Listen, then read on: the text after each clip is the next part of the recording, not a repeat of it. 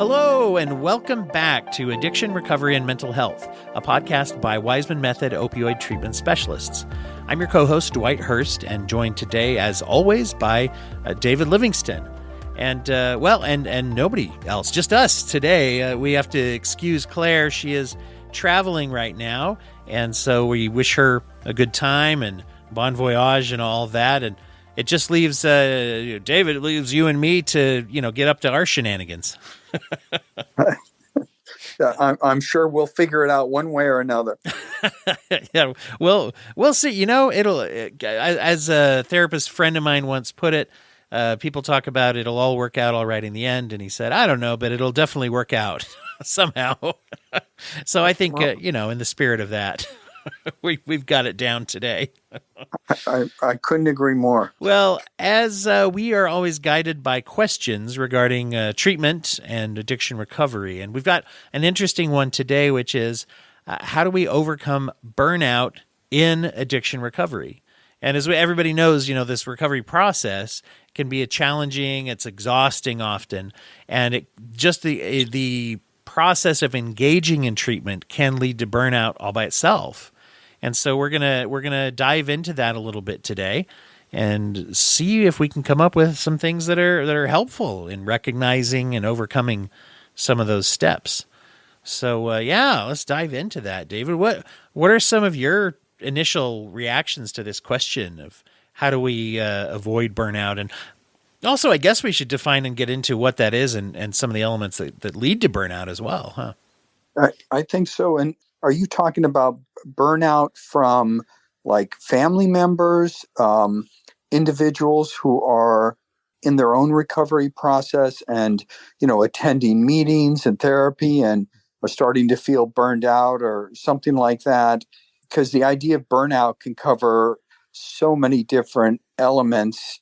Even healthcare workers, and therapists or whomever can be an aspect of it. So burnout is an interesting thing. Yeah, what do you think? That's a good question. As I read this question originally, I was thinking about myself. It hit me as kind of like with those that are going through treatment. But you bring up a great point, and perhaps our discussion might be able to touch on some different elements of this as well. As you were talking, the thought that came to my mind was, how does burnout affect treatment? And all three of those that you mentioned, with an individual going through their own addiction treatment, a family member, caretaker, supporter, and then also you get the professionals involved. And I would say some of the research I've been reading and the news stories and things I'm reading indicate that we've got in some corners of the healthcare field, it's up to 50% of people that are burned out to the point where they may not even continue in the industry, right? So I'd say all three of those are touched by burnout, and we can just kind of dive into the different aspects and see what we get through today. But there may be even enough meat on the bone here for other episodes too, as we get into that. You bet. I was listening to a podcast, and I'm sorry, but I can't remember whose podcast it was or what this story was, but it was on burnout, and it was two medical doctors who were also PhDs. So these are MD, PhDs who were colleagues and both ran major hospitals, I think, back east. And again, I that part of it I remember correctly. So this was during COVID. So there was tremendous burnout of nurses, doctors, because of all the pressures and the amount of people who were sick. And they were trying to figure out, what to do. And because they were both PhDs, they were looking at the literature that had been done on this. And so they're going back and researching it. And they actually found that there was a fair amount of research on it. And what they came up with, which was kind of shocking to me in one level, but made perfect sense to me on pretty much every other level. And in some ways kind of hits all of the groups that we're talking about. So what they found was actually time off wasn't what helped people with burnout. It wasn't taking vacations. It wasn't other sort of things like that was most effective. They actually found that the thing that was by far the most effective thing to end burnout was caring. So that actually counterintuitively, what happens to people when they're burned out is they stop caring. So once you stop caring, you're doing something that what you're not necessarily aware of is that you don't want to be there. You're in conflict in some way internally. And that conflict will tire you and burn you out because you're somewhere that you don't want to be. And so what happens is that, and I think this is indicative of successful treatment for people who are going through treatment, is that when somebody is into it, really wants to be there, is invested, it feels right to them, and they care, they don't burn out. And actually, everybody gets better, right? The people they're working with, the people around them. And so that turns out to be a fairly complicated thing, and we can get into that. I'm interested in your thoughts, but maybe that's a place to start. That's it is a good place to start because that's a direct effect that affects people because and it's a funny piece of research that people sometimes scratch their heads at, but it's an important piece of research when they study curative factors of therapy, all types of therapy. There's these elements they find, which is interestingly enough, like the third most important part of treatment is what your counselor or therapist does. That's third down the list. The second one is if you have a good working relationship. It's more important than what they do. But the number one best predictor of treatment is whether or not you receive it. And now some people go, well, of course, right? But that goes into some of the elements of cost of care, availability of insurance and money, and then also the availability. If I have to wait 6 months to start treatment, where am I going to be with my initial oomph to get into it as that ebbs and flows? So, yeah, this is directly the most important part of whether or not you receive treatment is if it's available, And that's a great measure that you mentioned, which is not caring or the caring goes away. That's a great measure for how burned out or close to burnout I could be it's even just giving myself a little bit of a measure. How much have I been invested in my work and caring lately? Maybe even just a 0 to 10 could give me an indication as a provider, where am I at as far as risk for burnout, right? It's a complicated thing. I can tell you, having done a number of different things in my earlier life, I've been, working as a psychotherapist for coming up on 3 decades. So I've been doing this a long time, but having done things prior to that where they weren't the right things for me, and then finding this profession that I have not felt that. I felt like this is where I want to be, and I don't even know why exactly. I was watching a documentary on the great basketball star Bill Russell, and one of the things he said was, "Nothing great is accomplished without enthusiasm." If you are enthusiastic about what you're doing, I think everybody gets better. I think you stay. It has to be genuine. You can't. It's not like a false self kind of like imposed positivity idea, which I don't believe in. It has to be actually just a genuine thing that just, it comes. But when that's there, I think everybody gets better. And, I think in terms of treatment, when you find that's happening and any treatment, something good is happening. That's probably, and it's kind of like what you said, like, it's when there's a good working relationship. Well, a good working relationship is two people who care and there's enough enthusiasm. It's an interesting thing, as we're saying, when you think about that caring and enthusiasm, we think about treatment professionals, but I could think how it equally applies to someone involved in their own treatment as well as a support system. If you feel that care, I like the word enthusiasm attached to that too, because I think that even breaks the definition down a little further. Is if you're enthusiastic, if there's some passion. And I guess we should say that, there's a natural ebb and flow to that level of caring and enthusiasm, right? That we shouldn't panic if it takes a dip necessarily, but then we need to, but we do need to monitor, right? Monitor meaning? How much we care, how much we're enthusiastic. Yeah. Well, yeah. Yeah. You Kind of can't like be our blood taking people. pressure. You can't be taking people to lunch. That's right. But I think if you're where you want to be and you're, that there's ambivalence in everything, and people who come to treatment have their own ambivalence, and I think that they count on their doctors, their nurses, their therapists to have worked through their own ambivalence. Mhm. And and the same, I see it with with my kids in school. You can tell the teachers who are passionate about what they're doing, and really it's coming from kind of, that's where they want to be. It's the right thing for them. It's a natural fit, and it changes the dynamic with many of the students. And I think it's the same in any learning process. Yeah. As you mentioned, getting some of that back, I guess I'm thinking about how to do that. Nobody wakes up one morning and says, I want to stop caring about my industry. I want to stop caring about those I help. It's a process of burnout that kind of creeps up on us. And sometimes I think we don't notice until we've fallen off of that kind of cliff of burnout, and it can be difficult to climb back up. Like, do you think, first of all, is that the task at that point, is the goal to try to get the enthusiasm back, basically? Are you talking about for like a clinician, or are you talking about for somebody who's in their own treatment? Well, let's start there with the professionals, the clinicians. If someone catches themselves in that spot and they notice, boy, I don't have that caring anymore. That's a good point, is to stop and question, well, why not? What happened, right? Yeah, and that could be a big question.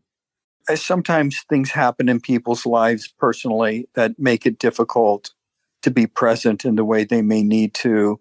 There can be other things going on that affect that capacity, that have to get sort of dealt with, or may limit an individual.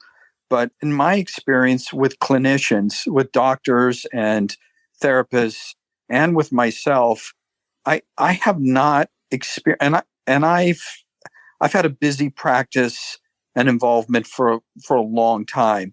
I have not experienced burnout. And I've done different things where I experienced burnout really quickly because it was not where I wanted to be and not the right thing for me. And so I think that's an element that happens. So sometimes people are in it because they need the work, or they believe this is going to be a good job for them or good career. And then they may get into it, and then it's kind of they're stuck, or this or that. That happens. I can usually feel it when I'm working with, a doctor or somebody who I'm relying on fairly quickly. It can really be tricky when people do hit that, because if the answer to that question is, I don't really like what I'm doing, man, number one, there's a lot of very specific training to get into a medical, role. You're talking years and years, and the degrees that people earn, they don't necessarily equate to another field. And then there's just the dynamic of not knowing. I was just joking with somebody the other day where I, was asking what they did with their job. And I said, I don't really know a lot of what other jobs are like. I'm exaggerating a little bit. It's like, to me, it's like anybody who's not in my field, I guess, is in sales or does something with money. I don't know. You know what I mean? There's a myriad of careers out there, but being very specifically invested in one that takes a lot of your energy and time, it's not so simple if you decide, I don't think this is working, I need to switch something. So then you get people stuck or feeling stuck and not necessarily feeling like they have the option to change. And sometimes whether or not they need to change, that's still, feeling stuck is a bad feeling. It's really bad. And, just to kind of broaden it, I think that we're pressuring people to make decisions about careers and things too quickly before they've sort of explored and discovered who they are. Oh, and yeah, they hit that in junior high now really hard. Yeah. Like, you need to have a career plan before high school. Wow. Right. You don't know who you are. You do not choose who you are. You discover it primarily. If I had to be an engineer, I would burn out in a day, and they'd fire me in an hour, because I'm not oriented as such.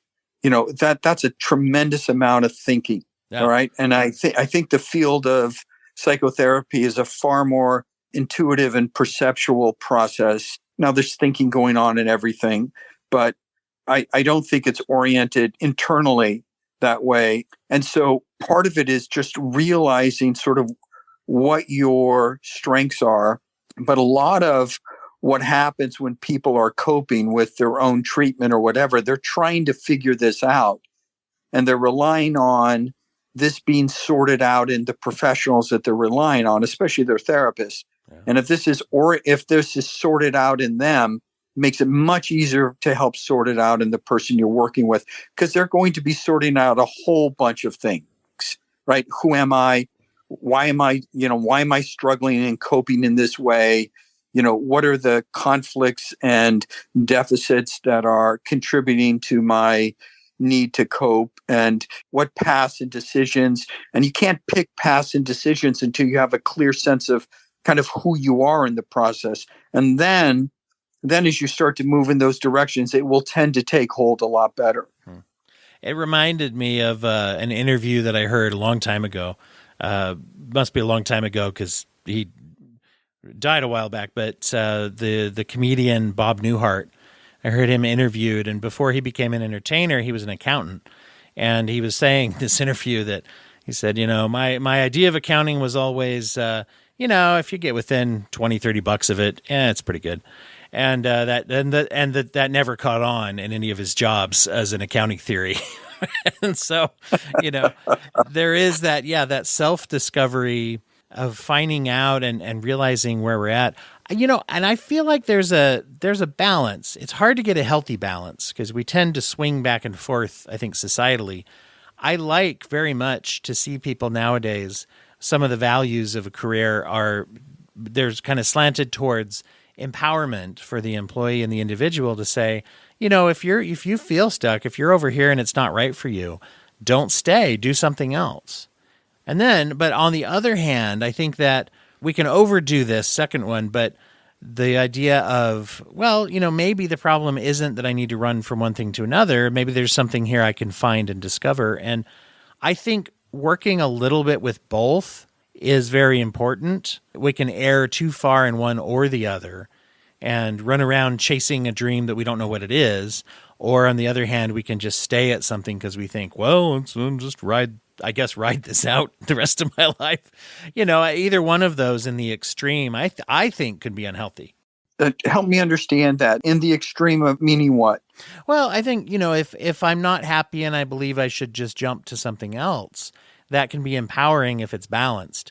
But also it can lead to me going, wherever you go, there you are, right? And if I have an unhappiness that isn't just tied to what I'm doing, then I may hop careers a bunch of times before I realize that I'm depressed or I have some other needs, right? That don't have to do with what I do for a job necessarily. And I guess I'm projecting a little. I know that I have bipolar disorder, and I had a lot of changes, not as much in industry, but in jobs.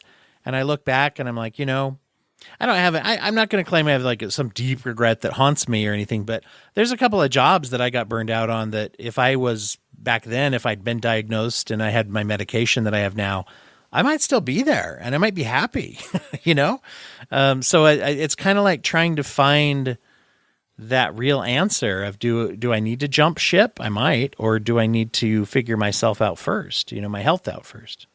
Does that make more sense? Perfectly, because you have to ask why. If something's not working, why isn't it working? And you have to answer that. I remember I was talking with a mother one time I was working with, and she was telling me that her son was really unhappy and he was having trouble with finding friends and this and that. And they'd been at a few different schools. And then all of a sudden they changed to this one school. And he came home one day and he said, "Mom, I finally found my people." And that was it. And so you don't always know until you find it as part of the problem. And you just kind of know that something doesn't feel right.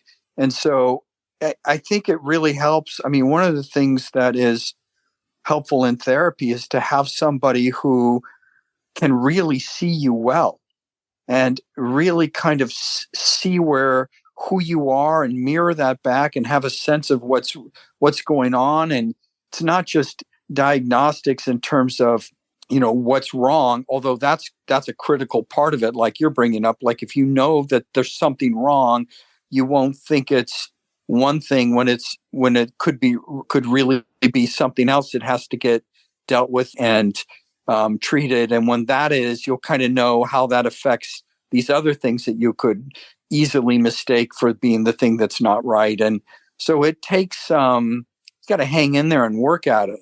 I can't remember who it was. Someone said that the only way people get better is in long-term intensive good therapy. I'm not sure that isn't right, because it takes some time to kind of, you can't just glance off things. I mean, you might get some things right, but there's a good chance you're going to miss a bunch too. Yeah. And I agree with that, sometimes having that guidance from an outside person, and that transitions into the question that pops in my head now is, what about if you're that person who is receiving treatment for addiction and, starting to have that burnout, and that is this, a question often comes up for those receiving treatment. Is this working, and is this for me? And that could be particularly tricky because jumping out of treatment is generally not a good idea. If I'm in it and it doesn't seem like it's working and I'm burning out of treatment, what approach do we take to answer the question there? Because if it's not a safe option to just stop treatment, and I would say, I don't know, let's go ahead and, I'm sure that nothing is universal, but just stopping treatment when I have a medical problem is going to almost always be a poor choice, right? Well, I think it depends. If you're in treatment and it feels like it's not working, it's not going anywhere, you're burning out, then there's a good chance it's not working, you're not going anywhere, and you are burning out. I tend to take people at their word and their feelings. I think usually that's right. So I think, since we're talking about therapy, if you're in therapy, you should be telling your therapist this. Listen, I don't feel like this is working. I don't feel like I'm getting it right. And then that if they are able to help you from that point, you're at a crossroads, and you bring it up, they should either be able to help you through that impasse and help understand what that is about. And if they're unable to do that, probably there's a good chance you do need to find someone who can. Yeah, that's a good point. So it's more pivoting and looking at how am I getting help and how am I engaging with that. And I do think that as I'm saying this, it's funny. I think my daughter is a huge advocate for that kind of thing because of her own experiences. She unapologetically and without fear, she'll tell her friends that, and people that she comes in contact with, hey, therapy's helpful, medication's helpful. Don't be ashamed of yourself. She stands up for that all the time. And, I've heard her say this where it's like, somebody told me it didn't work for them. And so I was like, well, try again with someone else, kind of, she's very blunt, but not giving up the idea of being healthy is essentially how I think of that. Don't give up because then you're giving up on yourself, right? Absolutely. It's often people are getting off of opioids or other things and they're like, no, I don't want to ever take anything again. And I'm like, listen, every time you drink water, you're putting a chemical in your body. And the question isn't whether or not you're going to put chemicals into your body. You're always going to. All your food is just turns into some sort of chemical. The question is it good for you? Does it promote health? Like you're saying, that's what you're talking about. So we've got to think it through a little more deeply. And the whole question really is does it allow us to function better, feel better, and all things considered, is this truly healthy for me? And if, and then you answer the question. Yeah. When we get into that, I think that it's important to also remember that, ducking out of treatment can also be affected as a symptom of addiction, because addiction any health problem, we can look at it like it doesn't want to go away, right? And so burnout can be fueled by the symptoms, even whether the symptom of denial or the symptom of basically the continued symptoms of addiction, right? And so that's something to be cautious of, and becomes an important part of that question of why am I burned out? Is there an element of like fear? Is there an element of I'm afraid of failing? I'm afraid of not being able to, especially if I've tried before and things haven't worked. I know one of the things that Claire shares a lot on here is the sentiment of don't feel like you failed treatment. If treatment didn't work for you, it's just as likely that treatment failed. But that doesn't mean we don't try again, right? But it could be scary. Well, it can. And I would say one of the biggest reasons people don't get better or get helped is they've had one or two bad experiences and then they give up on it. And I've had many, many good and bad experiences getting help in all kinds of directions, with everything. Mm-hmm. And so you need to persist. You need to talk to people who you trust and, can really give you sort of well thought out recommendations. And then it helps to read and research. If something's going on with myself or one of my kids in terms of an injury or something, I'll research it some first. So I have some understanding. And so I think you have to be very active in your treatment. And again, that's that kind of that enthusiasm. It's a way of approaching. There's always going to be things in life that go well and things that don't go well. And, to be able to approach the things that aren't working or an injury or a problem in this direction with some enthusiasm and some curiosity and some persistence, I think it's necessary. You mentioned curiosity there. And one of the questions I think this naturally leads into is how do I stoke the flames of enthusiasm and try to re-engage when I'm burned out? Curiosity is a pretty big part of that, I guess. Comes back to caring. We all have these phones we can pick up, and the amount of information that is at our fingertips is just unbelievable. Mm-hmm. You can type something in, you can type symptoms in, and you can start to research things. I mean, you can get information about anything quickly. So bring your curiosity and to yourselves and to your life, and it'll help you care more. The more curious you are, the more you learn. I think it becomes kind of a positive feedback loop. Do you think burnout comes from connected to that lack of caring about what I'm doing? I'm thinking about the lack of self-care. I wonder if that contributes to it. Am I taking care of myself throughout, whether career or as we're talking now, treatment process? Do you see that as related? I feel like self-care is probably a big part usually when we burn out, we're lacking in that, right? And honestly, it's a lot of what good treatment is. Think about when you have gone to see anybody, gone to see your doctor, a therapist, your mechanic, and they take the time to show you what's wrong. They really spend the time to help you and help you understand it. They go through the process. It builds trust in them. You have a sense of them taking the time and caring about what it is that the problem that you've brought to them. And that experience helps you care about yourself, because all of a sudden what you get from the outside in is that, oh, I'm valuable enough to this person that they're going to actually take the time and the interest and the care to really be helpful to me. And that is the basis of it. And by the way, it starts when we're an infant and the baby's crying and mother or dad or whomever comes in and changes it and help you, right? It's from the outside in. And then when there's enough from the outside in that's been internalized, then the caring can come more from the inside out. And then it reverberates back and forth where, you make sure and you persist to get the care because you've had enough experience that you can get good care.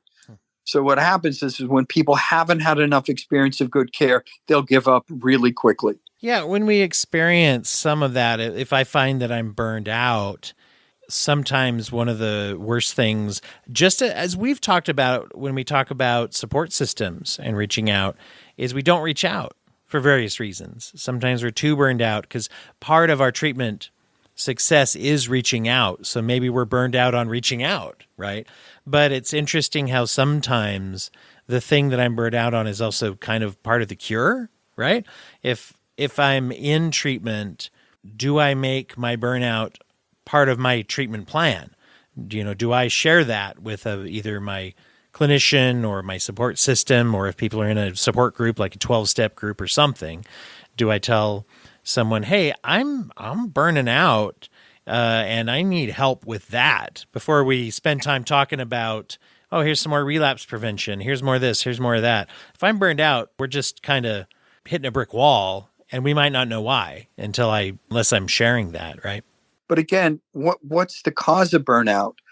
I mean, you can be just doing too much. That is possible, where it's suggested sometimes when people are part of a 12-step program that they do 90 meetings in 90 days. But maybe you wake up at 5:30 and work till 6, and you've got 2 kids at home, and 90 meetings in 90 days. And I've been told this before. They're like, yeah, I'm driving home after the meeting and I'm thinking about using before I get home because I'm so exhausted. And I'm like, maybe do 2 meetings a week and see how that is, because it's too much.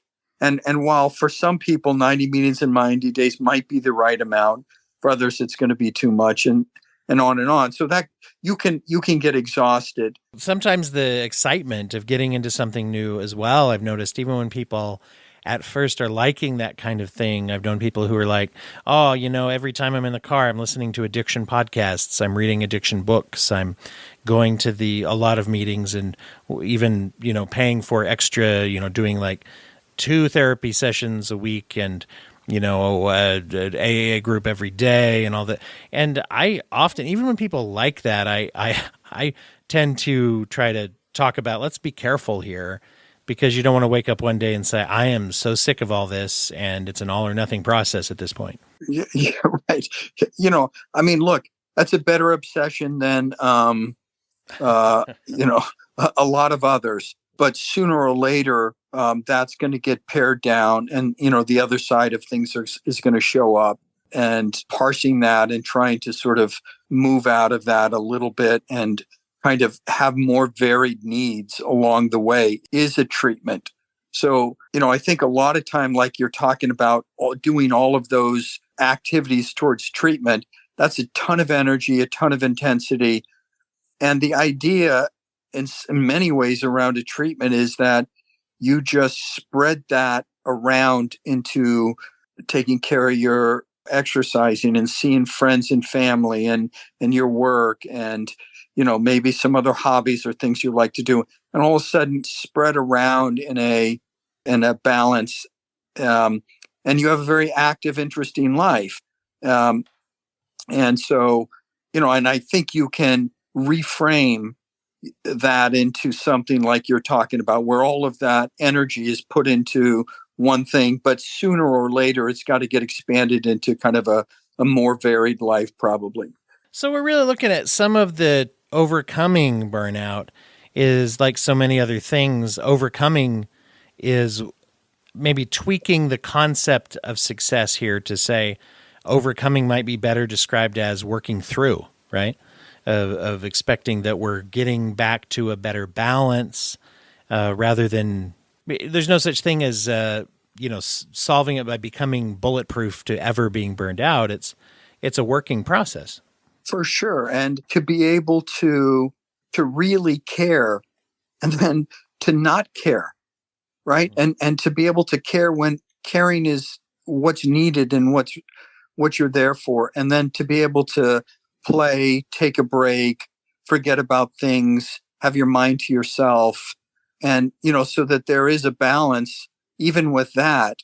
I read an article recently from a therapist who burned out, who really had no understanding of that concept of you can actually, it's how healthy it is to care and not care, and that it's necessary, and that kind of knowing what is yours and what is somebody else's allows you to actually be more effective with them. And we're going to leave it there for today. Please join us next episode as we delve deeper into mental health, opioid dependence, and addiction recovery. As always, we're so grateful to have you all joining us. This podcast is a production of Waismann Method Treatment Specialists and is hosted by Dwight Hurst, Claire Waismann, and David Livingston. Our music is the song Medical by Clean Mind Sounds, and the show is produced by Popped Collar Productions.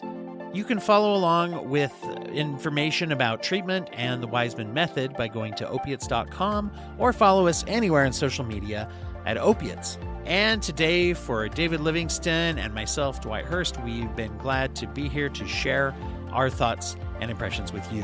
Remember to keep asking questions, because when you ask questions, you can find answers. And whenever you find answers, you find hope. Have a great week. We'll be back again soon.